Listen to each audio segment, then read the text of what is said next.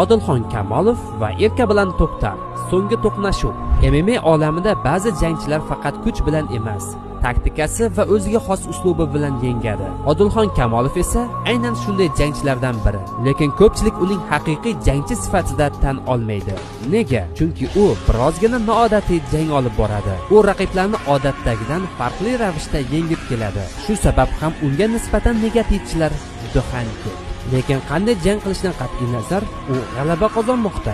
Endi esa mavzuga qaytamiz. Odilxon va To'xtar. Eski hisob-kitoblar tugaydimi? Odilxon Kamolov birinchi jangida Erkabilan To'xtar va bundan tashqari esa Kamil Karateyni yenggan va bundan tashqari Kamilning qo'lini sindirib ham tashlagan. O'sha paytlar Odilxon Kamolov ikki kuchli raqibni mag'lubiyatga uchratgan edi. Barchamiz juda ham yaxshi bilamizki, Oktagon 70-turnirda Erkabilan To'xtar va Kamil Karatey to'qnash keldi. Qoidaga ko'ra bu jangda g'alaba qozongan inson bilan Odilxon jang qilishi kerak edi.